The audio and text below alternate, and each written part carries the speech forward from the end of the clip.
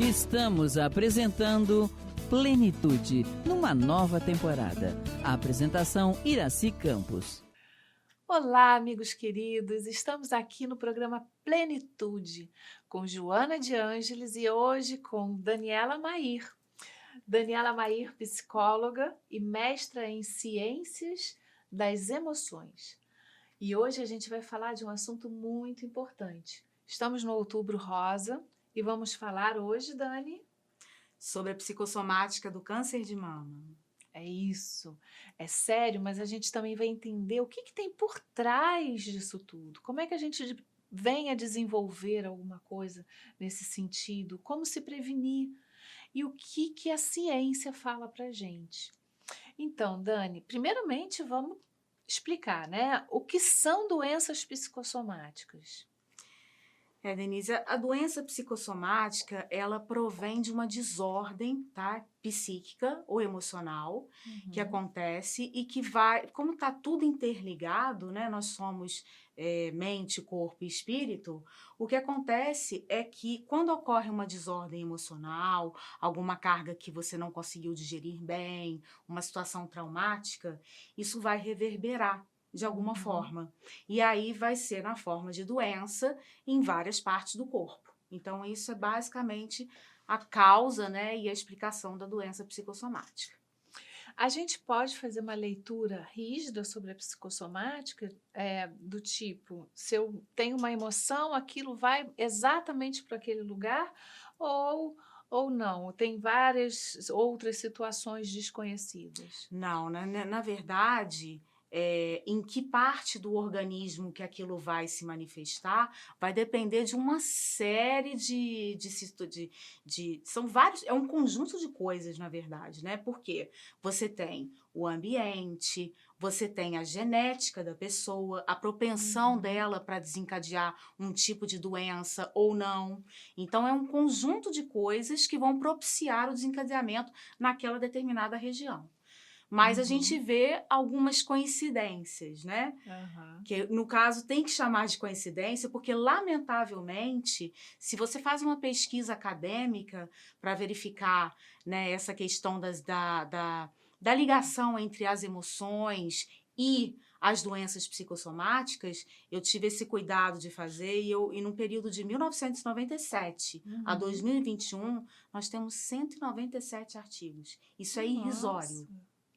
Isso é nada, sabe? E muito poucos fazendo essa correlação da regulação emocional com a doença psicossomática. Eu me lembro até que no mestrado que eu fiz em Portugal, eu queria trabalhar esse assunto porque ele é fascinante, né? Você entender o que desencadeia o câncer de mama, que tipo de emoção, ou que tipo de trauma. E aí as orientadoras, não, isso é crendice, isso é bobagem. Então a ciência ainda não está muito aberta para esse tipo de temática. Embora a gente saiba que tem vários livros que não são acadêmicos que vão te trazer esse tipo de informação e que são muito parecidos ali, uns com os outros, né? Então deve ter alguma coisa a ver, né? Pois é. E qual a possível causa da psicossomática do câncer? O que a gente entende, como eu estava falando aqui, é que há uma desordem no equilíbrio, né, das emoções e dos sentimentos, tá? Isso acontece porque as doenças são uma manifestação do inconsciente. Então, quando ele não consegue fazer esse trabalho, por exemplo, se você pega pessoas que têm problemas com insônia durante muito tempo, isso com certeza vai acarretar em alguma doença ou mental ou física, sempre acarreta, porque é importante para a nossa saúde, para o nosso bem-estar. Quando isso não acontece, quando esse equilíbrio não se dá, quando não funciona direito, vai acontecer que vai haver uma desarmonia nessa estrutura psíquico-neuroendócrina, tá? E isso vai provocar ali uma desordem também nas paredes celulares. E aí isso vai gerar, então, as diversas formas de câncer que a gente vê aí. Tá? No livro, por exemplo, da doutora Anísia, eu me lembro de ter lido em que ela fala sobre isso, né? Sobre essas emoções e os órgãos mais suscetíveis para essas emoções, para absorver, né? Uhum. Essa desordem. Mas ela fala também uma coisa interessante, que às vezes o seu DNA já tem algumas questões que ficam mais vulneráveis do que a outra. Propensões. Então a gente não pode dizer, a raiva vai para o fígado, o Uhum. medo para o rim, porque isso é muito rígido, né? E o corpo humano é uma caixinha de emoções, né? E de surpresas. Uhum. Então, a gente pode, de repente, entender como partes nossas vulneráveis, já trazendo, né, do passado, e aí aquilo pode ser uma porta aberta para que a Uhum. doença se instale, né? Mas é Sim. sempre bom estar atento a essas emoções, porque elas vão para algum lugar, não Claro é que sim. verdade? E o aparelho digestivo, Denise, ele é um aparelho riquíssimo, né, em termos de investigações que estão sendo feitas. Ele, inclusive, é considerado hoje, o intestino, por exemplo, o segundo cérebro. Uhum. Até a constituição é parecida. Então, a gente já sabe que 70% da serotonina que se fabrica não é no cérebro, é no intestino. Por isso que tem muitos livros que vão falar assim, você é o que você come. Porque, de fato, a tua alimentação interfere, o teu estilo de vida interfere, o meio ambiente que você está inserido interfere e a condição genética também vai interferir. Há propensões para determinadas situações, por exemplo, a gente sabe que as emoções, elas podem reverberar ali na pele, né, nos rins, na bexiga, nas partes íntimas, que mais? Nas glândulas endócrinas, no pâncreas. Então, há uma propensão, mas você tem que ver também todas as outras condições genéticas para aquilo, tá? Uhum. E aí, se tiver também um ambiente ajudando, então você tá Né? um candidato fantástico, né, a viver esse tipo de situação. E falando então numa causa mais direcionada para o câncer de mama, Uhum. qual seria uma das causas que facilitariam o desenvolvimento do câncer de mama, Dani? Normalmente, o câncer, ele está associado com essas emoções negativas, tá? Uhum. Quando você sente muito ódio, porque raiva não é uma emoção negativa. A raiva é uma emoção necessária, Aham. tá? Você tem que sentir, inclusive, para você sobreviver às vezes. Porque se você não sente raiva e o leão aparece para você, cuti, cuti, cuti, o leão vai lá te É uma mata. potência, né? Usada em Exatamente. desequilíbrio por nós, porque ainda não sabemos como trabalhar essas Exato. emoções. Exato. Mas ao conhecê-las, é possível redirecionar, né? Para Uhum. onde ela realmente precisa fazer a Então, tarefinha dela. a raiva, ela é necessária, ela é uma ferramenta reguladora, tá, do Uhum. nosso organismo, e ela é, em algumas situações, fundamental. Agora, o problema é quando você sente raiva continuamente, porque aí isso se transforma num sentimento. O que diferencia as emoções dos sentimentos é o tempo de duração. Então, se você tem um tempo de duração maior, isso vai se transformar o quê? No ódio, tá? E o ódio vai te gerar ressentimento, vai te gerar mágoa. Então, aí sim você tá com uma emoção negativa. Essas emoções negativas te geram pensamentos pessimistas e negativos o tempo todo. Todo mundo sabe que pensamento influencia no nosso organismo. É claro. Né? Então, isso vai desencadear o câncer. No caso do câncer de mama, Denise, eu falo assim, pela minha experiência na clínica, tá? Que todas as mulheres que apareceram na minha clínica com câncer de mama tinham questões, ou câncer, ou nódulo, às vezes até um nódulo, tinham questões com o pai ou com o companheiro. De mágoa, tá? De raiva que não foi bem digerida, porque a base da mágoa é a raiva. É uma raiva reprimida. Eu queria que fosse de um jeito e não foi. Eu queria ser tratada de uma maneira e não fui. Então, eu vou engolindo, não vou, né, regulando essa emoção de uma maneira adequada, isso reverbera para algum lado. Então, normalmente, câncer de mama tem uma questão com o pai ou com o companheiro. Uma companheiro. revolta interior que atinge diretamente as nossas células, né? Uhum. Então, as células adoecem Uhum. e se voltam contra você. Exatamente, exatamente, tá? E no câncer de mama, ele é um órgão muito, né, feminino, né? A mama na mulher ela é muito importante. E Então, que alimenta o homem. e que alimenta o homem, muito bem colocado. Então, a minha experiência me diz isso. E Muito interessante, e eu acho né? que seria legal, tá aí um tema para investigação que seria bom a gente fazer, né? Qual é a ligação? É verdade. E das doenças na região do útero, Dani? Então, da mesma forma, o útero também é um órgão feminino, tá? E pelo que eu vejo, assim, também na clínica, e eu tenho certeza que você também deve pegar muito isso, mulheres que são muito independentes, sabe? Que têm um ritmo de vida muito acelerado e que tem aí o que a gente poderia chamar na psicologia junguiana de um ânimos negativo, sabe? Elas normalmente vão matando o feminino dentro delas. Tá? Então, o que é isso, o feminino, né? Matar o feminino. O feminino, enquanto aspecto, ele te remete à sensibilidade, à capacidade de saber receber, a capacidade analítica, né? O masculino, ele vai te tornar, quando mal trabalhado, uma pessoa autoritária, racional, muito fria. Então, isso vai... e o que eu vejo é que normalmente as mulheres que têm isso sempre aparecem lá no consultório com endometriose, ovários policísticos, miomas, que também tira um pouco, o mioma está muito relacionado principalmente no útero, que é onde gera, né, a criação é ali. Então tem muito a ver com a criatividade. É verdade. Sabe? É um dos chakras mais poderosos para criar, para Exato. executar. Né? Exato. Então você vê que tem um problema. Por quê? Porque ela está muito racional, muito pragmática.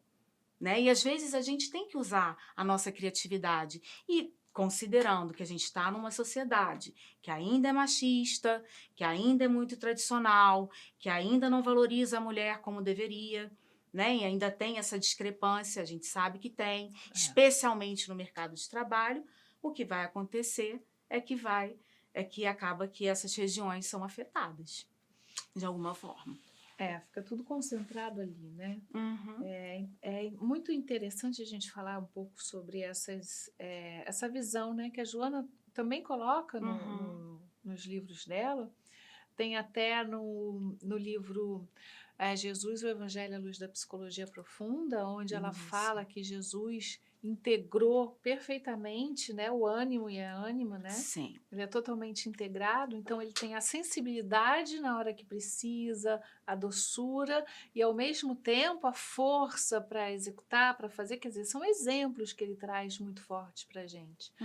Então a mulher ao entrar em contato, né, com essa força dentro dela, que é o ânimos, né, que essa capacidade de ir, fazer, trabalhar, né? Isso, essa determinação ativa, ela entra em contato com um lado dela muito importante. Mas se ela esquece aquilo, né, que nessa existência ela veio também para trabalhar, que é a feminilidade dela, entra imediatamente em desequilíbrio. Né? Então, ao invés dessas forças estarem em extremos, quando você une e utiliza elas com sabedoria, e dá para a gente hoje já raciocinar como utilizar elas, é muito mais saudável. Né? Esse desequilíbrio não gera essa doença. Claro, né? claro. E é interessante porque você falou do pai, né, do marido, do namorado, como que ela deixa de trabalhar esse ânimos de forma saudável, porque é justamente nessa relação com o marido, né, com o masculino é que ela vai se ver. É que ela tem uma referência, de referência aspecto masculino. Né, dos aspectos dela. Ela pode se encontrar nisso, mas não se tornar aquilo. Exato. E se integrar. Eu costumo brincar com os meus pacientes, né? Eu falo assim, olha, nós somos um condomínio. Dentro desse prédio está cheio de morador, mas você é sempre o síndico. Então, é você que manda. Você é o ego que toma as decisões. Se porventura entra ali um morador que não está sendo ouvido, que não está sendo, né, que não tá tendo voz ativa e te domina, tá errado, porque o síndico é você. Ele pode te influenciar, ele pode te ajudar. Pô, senta aqui no carro comigo, vamos juntos e tal. Zero de problema, mas ele não pode dirigir o carro para você. É isso mesmo. Sabe? É, ótima metáfora. Que relação você poderia fazer entre a mulher da atualidade e o câncer de mama? Eu acho que a gente acabou já falando sobre isso, né? É essa sociedade que deixa a gente... que diz pra gente que a gente tem que ir pro mercado de trabalho. Eu até me lembrei aqui agora de um programa que eu assisti no GNT, e uma atriz, que agora não vou me lembrar o nome dela, ela comentou o seguinte, que essa coisa do feminismo, que a gente buscou tanto, que a gente lutou tanto para ter, que isso acabou sendo uma faca de dois gumes, porque a gente se sobrecarregou de tarefas. Quer dizer, a gente continua sendo a dona da casa, que tem mais tarefas que o homem, continua sendo a mãe que educa mais do que o pai, mas agora a gente tem um plus que a gente foi para o mercado de trabalho e quer se colocar em pé de igualdade com os homens. Então, quer dizer, isso acabou gerando uma sobrecarga muito grande. E aí, se a gente vai para o mercado de trabalho e se depara com um chefe que não respeita a mulher, que não valoriza, né? É muito mais sofrido, É né? sofrido. Perda de energia é gigantesca. Isso que vai... não acontece do outro lado. Exatamente. O lugar que você trabalha, ele tem muita referência, muita analogia com a tua família, sabe? Então, o teu chefe está sempre representando um pai ali de alguma forma para você. Se isso não está bem trabalhado, olha aqui o câncer de mama surgindo de novo. Sabe? Então, a importância da gente sempre atentar para aquilo que a gente está sentindo diante de qualquer situação. O que eu estou sentindo aqui? Que é uma coisa que a tradição machista, né, não te influencia a fazer. Não te estimula a trabalhar emoções. Por quê? Emoção é sinal de fraqueza. E não tem nada a ver. Muito pelo contrário. Você precisa dela até para fazer qualquer tipo de cognição. Sinal de fraqueza. A gente lembra sempre homem não chora, né? Pois é. Na nossa época ainda os meninos eram criados dessa forma. Agora é que não está sendo Sim. mais, já está sendo mais coerente. Sim. Né? Mas há bem pouco tempo era assim, né? Exatamente. Os adultos de hoje receberam esse ensinamento. Com certeza. Tanto que a gente está vendo fortemente esse conflito de gerações, né, que está agora. Eu entendo que o jovem ele tem essa missão, sabe, de se rebelar, de trazer uma outra perspectiva, e também percebo o quanto a nossa geração, e eu me incluo aí nessa barca, como a gente foi reprimido. Muito. Sabe? Então é muito difícil para a gente compreender. A gente entende certas coisas, certos comportamentos como uma libertinagem. Sabe? Eu até consigo entender. E não sei bem se isso está sendo trabalhado de uma forma assim tranquila, porque às vezes eu vejo muito conflito, né? Mas eu não sei se de outra forma teria como acontecer. Sabe? Eu acho que é uma coisa que a gente tem que pensar aí. Talvez a gente tenha que aprender a se comunicar. A se comunicar e assim, e essa força que se precisou ter, né, dos jovens realmente quebrando muito esses paradigmas, eles vêm com muita força, mas essa força também entra em desequilíbrio, que era o que a gente estava falando, ela vai lá para o outro extremo. Então agora talvez fosse hora de a gente pensar sobre o que está acontecendo. Opa, peraí, vamos aqui para o centro, né? Vamos voltar para uma homeostase, para buscar o bom dos dois, também olhar o que não está bom nessa história, que aí a gente tem um caminho melhor, né? Para esse planeta que a gente está entrando agora. Né? É isso aí. Na antiguidade, né, tem o Templo de Delfos, com as 3 verdades, as 3 frases, né? A primeira dela todo mundo sabe, que é conheça-te a ti mesmo. Mas a segunda, você já falou algumas vezes aqui, nada em excesso. O equilíbrio é que é a linha reta, a conduta reta. É isso, Dani. Existe algum tipo de prevenção psíquica para o câncer? Eu acho que não só para o câncer, mas para todas as doenças. A prevenção, e aí é lamentável que a medicina ainda não esteja preparada para isso, porque a medicina da gente, ela não está preparada para prevenir, ela está preparada para curar aquilo que já vem estragado. Então, eu acho que o mecanismo de prevenção é um mecanismo que a gente já está começando a fazer, porque os psicólogos estão sobrecarregados, com consultórios lotados, porque as pessoas estão procurando ajuda para equilibrar as emoções e os sentimentos antes daquilo Exatamente. entrar em desarmonia e gerar uma doença E você psicossomática. pouco vê trabalhos da psicologia nessa prevenção. Exato. Você hoje já vê até os médicos, né, do próprio SUS, né, trabalhando com prevenção de saúde, mas você não vê a psicologia atuando com firmeza Sim, nesse de uma maneira muito tímida É ainda. muito, E a gente muito. pode fazer um trabalho magnífico, sabe, nesse sentido, e realmente funcional.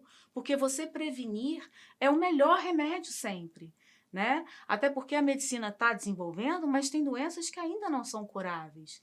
Então, por que não você não trabalhar antes da coisa acontecer, como você lidar com as suas emoções e com seus sentimentos, para que eles não reverberem de maneira negativa no seu corpo? Pois é, quando a gente começa a pensar na estrutura de um centro espírita, né, Opa. sobre isso, Uhum. onde você tem os tratamentos que já se destinam a curar aquilo que, né, a gente foi estragando no meio do caminho, mas também você tem a prevenção através dos cursos, das palestras, né, desse entendimento, desse conhecimento.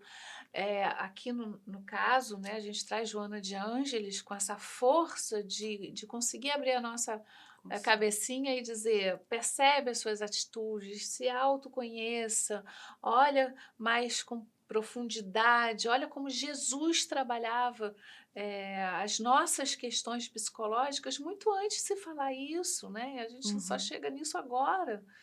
Então, eu acho que a estrutura de uma casa espírita, ela se destina a tudo isso. Aproveitar o que ela oferece seria também um bom caminho, né? Sim, eu concordo e acho até que o homem, ele tem um conceito de religião muito deturpado, sabe? Como se a religião fosse uma conduta que você tivesse que seguir para você ganhar um prêmio no final. Ah, é verdade. Sabe? Uma recompensa. É Então, uma barganha, eu vou né? eu vou agindo assim, assim, assim, que aí lá no final eu ganho um prêmio. E, na verdade, eu acho que a proposta da casa espírita, o da doutrina espírita, que foi o que me encantou, tá? E o que fez eu mudar toda a trajetória da minha vida, é que ela te convida a raciocinar. Sabe? Ela te convida, o Evangelho segundo o Espiritismo, ele não é um tratado para você ser perfeito. Não. Ele é um tratado para você aprender a lidar com as situações na sua vida de uma forma harmônica e equilibrada. É exatamente isso. Pode olhar.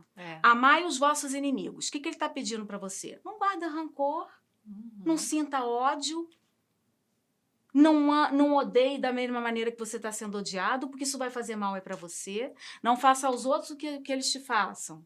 Então, quer dizer, todo um tratado de comportamental para que você fique em harmonia, em plenitude. Ele trabalha a psicologia direto. O tempo todo.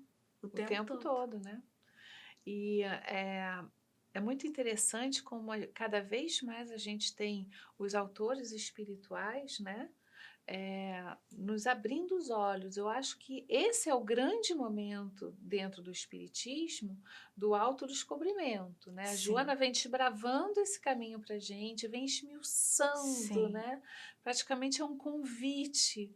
Em qualquer livro dela você vai ver isso. E os outros autores vêm corroborando e vêm trazendo também esse alimento para a alma, para o espírito e para a psique. Não pode ser esquecida, não pode ser desvinculada. É tudo uma integração, como a gente estava falando, né? Exatamente. Nossos corpos todos ali trabalhando por uma melhora contínua. É isso aí. Olha só como um assunto pode nos trazer uma série de conhecimentos também em outros campos da nossa vida. Né? Não é só o câncer de mama. O câncer de mama, na verdade, é um convite para que a gente descubra várias outras partes daquilo que compõe o nosso espírito e para que a gente possa sempre estar atento. Para que caminho estamos seguindo? Mas, de qualquer forma, a gente vai dar uma paradinha agora para o intervalo e a gente volta já já com Daniela Mair e Joana de Ângeles falando sobre o Outubro Rosa e o que significa as doenças psicossomáticas. Estamos apresentando Plenitude, numa nova temporada. A apresentação Iraci Campos. Bom, estamos de volta aqui no programa Plenitude com Daniela Mair, hoje falando de doenças psicossomáticas, câncer de mama, câncer de útero, e vou continuar te bombardeando aqui com pergunta, porque está muito bom, está muito interessante, Daniela. Você poderia exemplificar mais algumas doenças psicossomáticas e a relação delas com as emoções?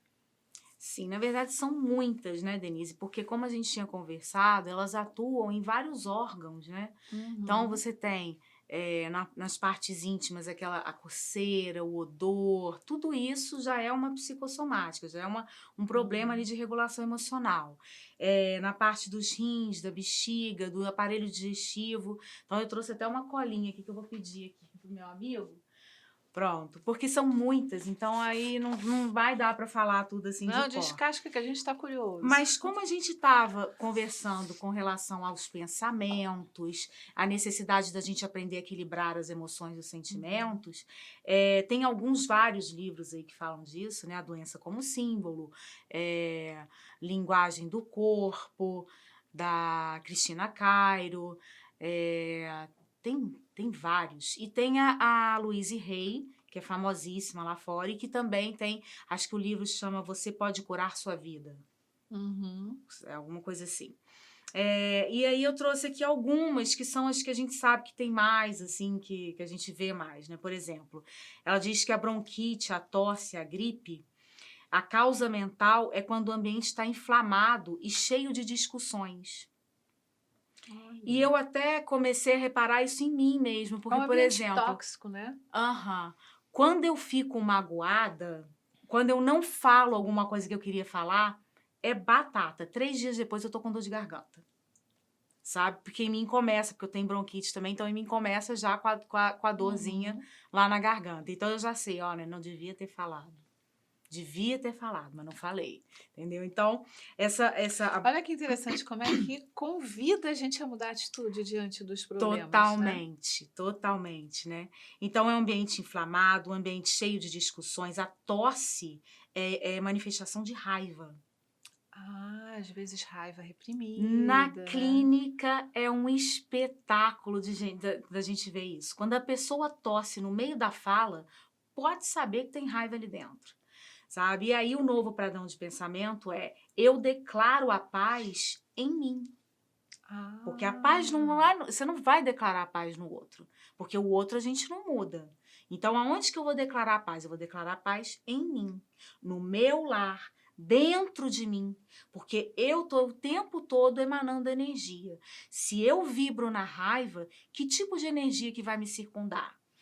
Raiva. Que tipo de situação que eu vou atrair? Situações de raiva, tá? Então, e aí tem aquela outra, né? Tudo vai bem no meu mundo. Eu adoro essa frase. Essa frase para mim é perfeita. Tudo vai bem no meu mundo. Não interessa, porque tudo que está acontecendo no seu mundo tem uma razão de ser. Você pode não saber naquele momento, mas tem uma razão de ser, sabe? É a famosa fé, né? Que a gente tem que trabalhar. Depois tem as alergias, que é a negação do próprio poder. E aí o novo padrão de pensamento é: o mundo é um lugar amistoso para se viver. É como se eu não pudesse ter poder ou ter qualquer tipo de visualização ali. Por quê? Porque eu vou ser atacada de alguma forma. Porque eu vou gerar inveja, porque vai acontecer uma coisa. Então eu não me permito sentir isso.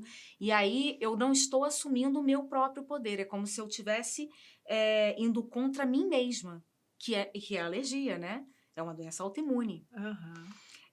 Dores de garganta, não sou capaz de pedir o que eu preciso. E aí o novo padrão de pensamento é: tenho o direito de ver as minhas necessidades satisfeitas.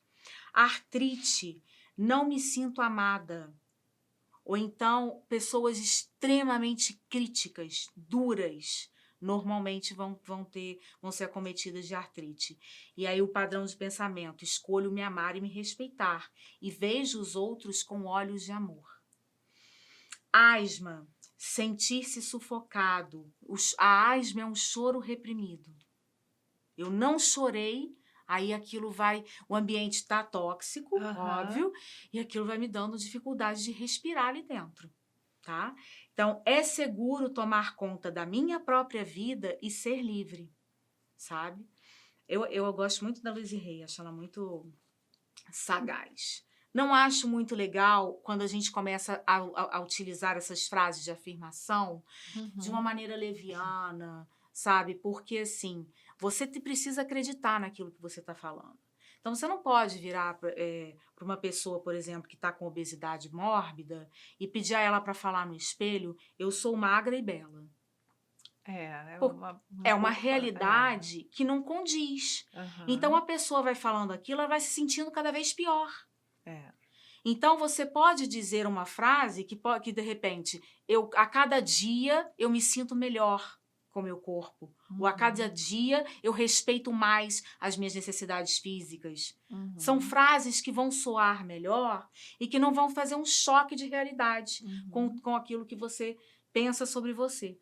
Porque a gente, baixa autoestima... para você tratar, você não pode dar um choque de realidade na pessoa, porque ela não vai acreditar naquilo que ela está falando. E aí você não chega a resultado nenhum. É verdade. Tá? Então, o hipertireoidismo, que é uma raiva de ter sido excluído.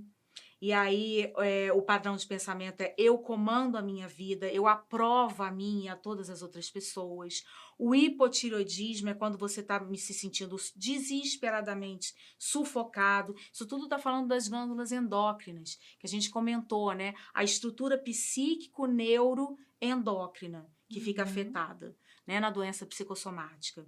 A indigestão, que é medo, ansiedade, excesso de queixa contra o mundo. Pessoas que são muito reclamonas.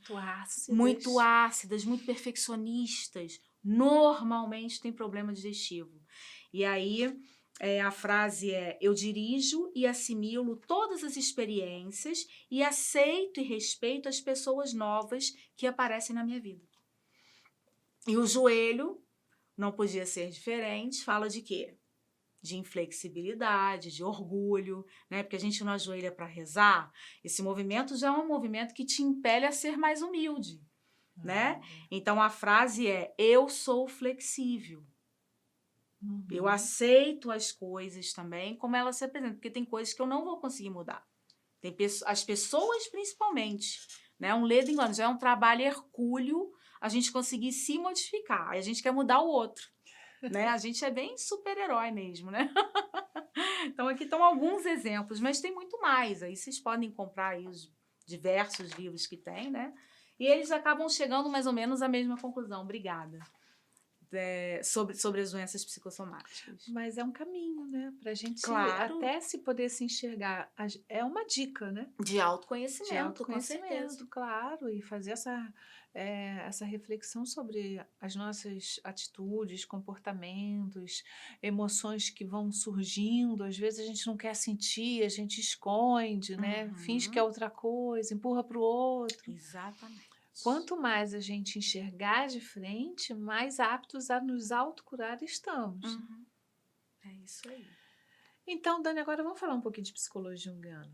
Vamos. E como tratar essas doenças psicossomáticas à luz da psicologia junguiana?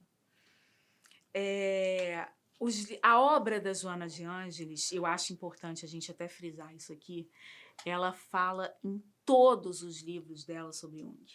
Né? Porque a psicologia junguiana, de fato, ela é também chamada de psicologia complexa, de psicologia profunda, porque ela vai mesmo lá no fundo, lá no âmago, verificar todos os aspectos que compõem a sua totalidade. Então, A gente pode tratar uma alma com outras linhas? Com certeza. Tem linhas fantásticas que você vai conseguir trabalhar, às vezes, né? Depende muito da demanda que chega na clínica, mas a gente consegue minimizar, por exemplo, estados de ansiedade, né? Angústia, com técnicas de relaxamento, que são da cognitivo-comportamental, especialmente a terceira geração, porque ela está falando aí mais do mindfulness, né? Desse trabalho que é uma ferramenta de regulação emocional interna, fantástica, fundamental. Porém, eu acho que a psicologia junguiana ela vai corroborar, né, e acelerar esse processo da seguinte forma. A gente tem aqui, vou ser um pouquinho didática aqui agora, tá? Nós temos, então, o inconsciente, né, e o consciente. Tem que existir um fluxo de energia, tá? É uma pontezinha que vai ligar, que vai fazer essa troca de energias entre o inconsciente e o consciente. Quando você não acessa os conteúdos do seu inconsciente, quando você não consegue tomar consciência deles, é como se essa ponte estivesse quebrada. Tá? Então, não vai informação daqui para lá, também não vai daqui, né, da consciência para lá. Então, é uma quebra. Então, o trabalho da psicologia junguiana é um trabalho de autoconhecimento que vai te permitir, por exemplo, eu já peguei uma paciente que ela tem um nível leve de bipolaridade, que a gente chama de ciclotimia, tá? Não dá para tomar remédio com isso. Porque são oscilações de humor que acontecem durante o dia, às vezes. E aí, o que a gente já percebeu? E às vezes ela se enfia num monte de tarefas, mas na mesma semana, como ela já vem fazendo esse trabalho analítico há algum tempo, ela já sabe a personagem que aparece nos sonhos dela antes dela cair para essa mania. Essa etapa, né, da bipolaridade em que você acha que você é a Mulher Maravilha. Então, você vai pegando um monte de tarefa. Então, o que acontece? Ela já está conseguindo regular as emoções a ponto de não entrar em mania, sem tomar medicação alguma, porque ela não toma, ela é médica e ela sabe das consequências, né? Eu não estou aqui condenando a medicação, porque eu aceito que, em alguns casos, ela, de fato, é fundamental. Se uma pessoa está com uma depressão profunda, não vai levantar da cama para ir para a clínica para se tratar. Então, aí sim, a medicação entra como um auxiliador importante no processo. É importante isso que a Daniela está falando, pelo seguinte, hoje, por nós todos sermos imediatistas, a medicação tem sido dada de uma forma muito equivocada. As medicações têm um propósito e uma especificidade para atingir determinado problema e por um determinado período. Hoje a gente quer resolver tudo com medicação. E a gente esquece desse trabalho interior, desse trabalho de percepção, por que a gente ainda sente daquela forma, por que ainda entramos em depressão, por que ainda desenvolvemos algumas questões psicológicas profundas e a gente acha que pode resolver tudo com medicação. O que dificulta muito o tratamento dentro do consultório psicológico, porque ao eliminar todos esses sentimentos, essas emoções, vamos dizer assim, né, que estão ali afloradas, você entra num estágio de zumbi. Onde você não consegue nem colocar a emoção para fora para ela ser trabalhada. Então, isso precisa ser realmente revisto, né? Porque até as crianças estão sendo hipermedicadas sem a necessidade, porque os pais não querem lidar com as questões diversas das crianças. Com a energia que elas têm mesmo, porque o fluido vital de uma criança é muito maior do que o nosso. Então, ela, de fato, não vai conseguir ficar parada dentro de casa, não vai conseguir ficar 8 horas dentro de uma escola parada, sentada na cadeira. Então, assim, é natural que ela tenha vontade de brincar, de sair, de se divertir, de Antigamente pular. as crianças faziam isso. Hoje Hoje elas estão no você dá um videogame. celular, um videogame, fica dentro de casa, voltada só para aquele mundinho ali, e a energia da criança natural não é colocada para fora. E ela começa a se mexer, e aí se diz: ah, a criança é hiperativa. Ela não é hiperativa. Uhum. Ela precisa trabalhar a energia dela em relação ao mundo que ela precisa vivenciar na brincadeira, que não é dentro do computador, e sim nas relações, nos jogos, nas Exatamente. brincadeiras, no correr, no subir árvore. É a relação dela com o mundo.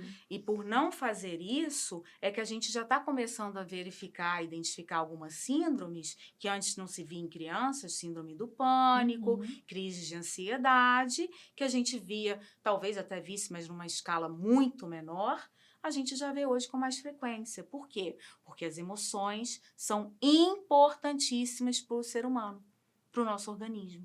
Você não pode matá-las. Uhum. Você tem que aprender a controlá-las. E aí tem autores que falam, nem é controlar, é regular, tá?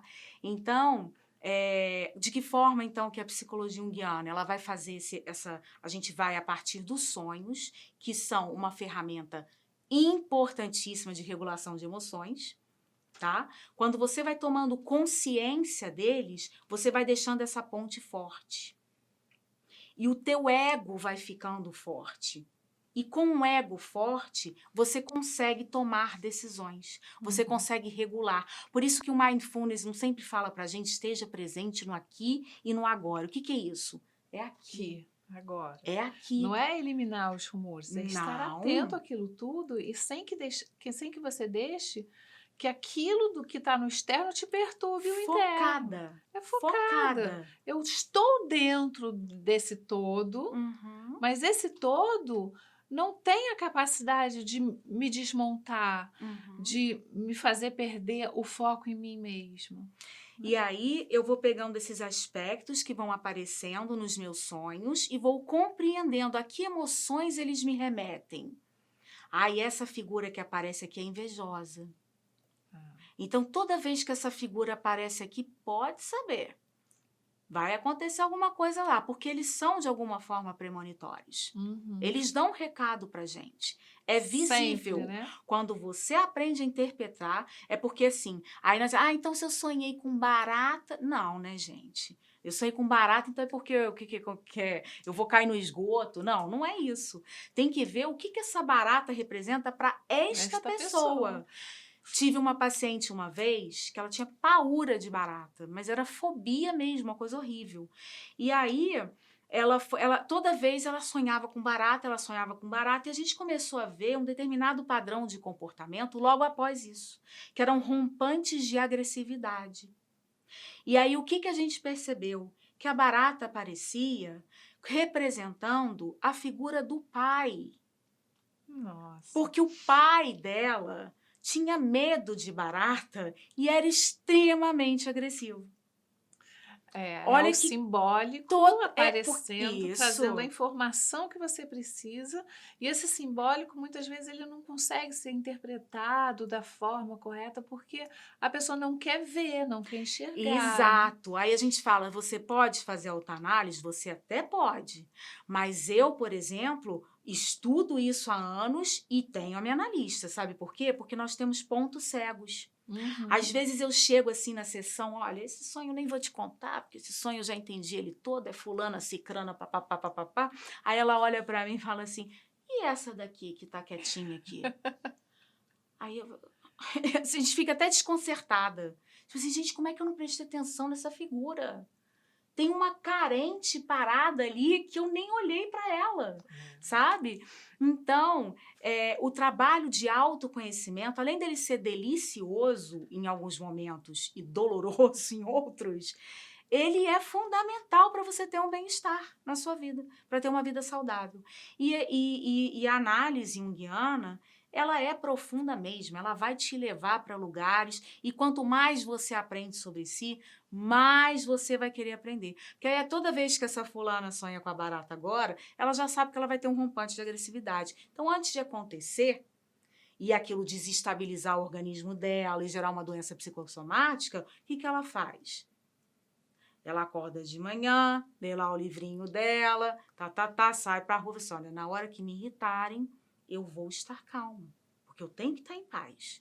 Eu não vou me prejudicar porque o outro está irritado, Pois é. tá? Esse simbolismo é bem interessante, você falou da barata, e eu me lembro que nos trabalhos assim, ele vinha de várias formas. Às vezes, o que representava para uma pessoa, para outra era completamente diferente, para outra completamente Sim, diferente, né? Se você sim. perceber, às vezes a gente olha, né, os bichos peçonhentos e tudo isso tem realmente um peso muito grande. Mas uma vez conversando com também uma paciente, que eu perguntei o que que era barata para ela simplesmente disse que é um dos animais, dos bichos, né, mais resistentes do planeta. Difícil de matar, difícil de Aham, sobrevive a qualquer coisa. A aham. barata você não afoga, você pisa, ela não morre, você joga e por ali vai. Se a barata tem essa representação para ela, quem sou eu para dizer, não, a barata é outra coisa, Sim. né? Não, e por isso que a gente não pode generalizar de forma alguma símbolo nenhum. Ele tem o seu aspecto coletivo? Tem sim. Uhum. Mas antes disso, você tem que perguntar para a pessoa o que que isso significa para você. Às vezes ela vai saber, às vezes não. O inconsciente pessoal, Vai né? ser necessário que você faça um trabalho maior. E o que que é interessante? Quando ela tomou consciência, os sonhos começaram a vir com o escaravelho. Olha, Em vez de barata, vinha o escaravelho, que ela até vê. Ele tinha, ela não sabia falar qual era o inseto. Então, você, ele tem um negócio assim, e que ó, tem uma força arquetípica incrível. transformador. O É, escaravelho é um símbolo de transformação, é verdade. É sabe? verdade. Olha, até arrepio quando conto. Então, é um pouco isso, né? A gente é um trabalho de autoconhecimento que vai é muito gostoso de fazer, sabe? Eu não gosto de falar porque eu adoro sonho, né? Então eu vou ficar aqui até amanhã, sabe? Dani, as palavras de Jesus podem ajudar nesse processo todo? A ideia de um Deus pode influenciar nossa saúde física e psicológica? Com certeza, né? Eu acho que a gente já até conversou aqui um pouco sobre isso, no sentido de dizer que todas as parábolas de Jesus, elas têm um cunho metafórico justamente para alcançar o inconsciente. Porque a linguagem do inconsciente, gente, ela é simbólica. Uhum. E a parábola, ela tem esse cunho simbólico porque cada vez que você lê, dependendo da experiência que você está passando de vida, você vai interpretar aquilo de uma maneira diferente.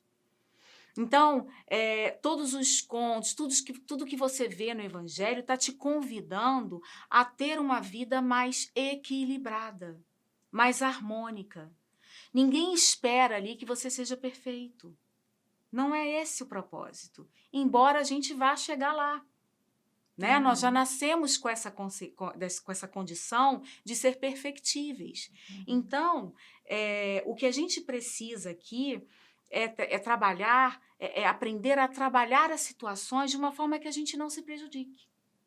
Sabe? Então, eu vou entrar em situações conflitantes nesse mundo? Mas, com certeza. Acho que todo dia.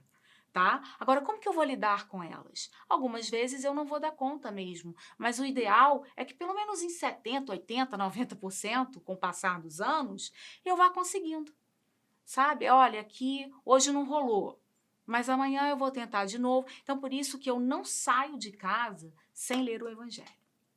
É que a gente, quando falamos até desses momentos difíceis de enfrentamento de uma doença como essa, né, com altíssimo grau, né, que nos pede muita superação, pelo grau de dificuldade, né, em lidar com essa questão, a gente esquece da sustentação que a gente encontra no Cristo, né? Totalmente. E saber que ele está junto, sentir a presença dele, buscar ele através do Evangelho ou de livros que façam com que tua mente possa entrar num processo mais elevado. Às vezes a gente fica com a moral baixa, fica, né, no estado mais depressivo. Sim. E isso tudo a gente esquece. A doutrina nos dá de bandeja e a fé ali é muito importante. É ali que ela é colocada à prova. É ali que ela nos pede essa conexão mais alta, Sim. né? Que é uma grande Jesus, oportunidade. com certeza. Jesus, ele veio na qualidade de homem justamente para mostrar para gente que é possível, Possível. tá? Ele é muito infantil da nossa parte, já que ele nunca sentiu raiva, né? Agora, é inteligente da nossa parte entender que ele administrava essa raiva de uma maneira muito melhor do que a gente. Algumas vezes até ele já jogou tempo pro alto, né? E aí eu acho que ele fez isso para que a gente tivesse a certeza de que ele era homem mesmo, de que ele tinha ali um intuito de mostrar que tem coisas que são inaceitáveis. É o que nós conseguimos fazer. Ele não veio mostrar o que ele pode fazer. Exatamente. Mas é ali, ó, dizer, olha o que você pode fazer. É isso aí. É o caminho que você pode seguir. É isso aí. Adorei estar aqui com vocês, Eu é também, claro, queridos eu amigos. também. Então, que possamos todos aproveitar bastante todos esses ensinamentos que a Dani trouxe para a gente, sempre nos lembrando que ele, como Joana mesmo coloca nos seus livros, com E maiúsculo, está sempre ao nosso lado. E em qualquer momento de dificuldade, a gente pode recorrer a Jesus. Que bom foi estar aqui com vocês. Uma ótima semana a todos. Beijo no coração. Acabamos de apresentar Plenitude. Produção Seja Barra. A apresentação Iraci Campos.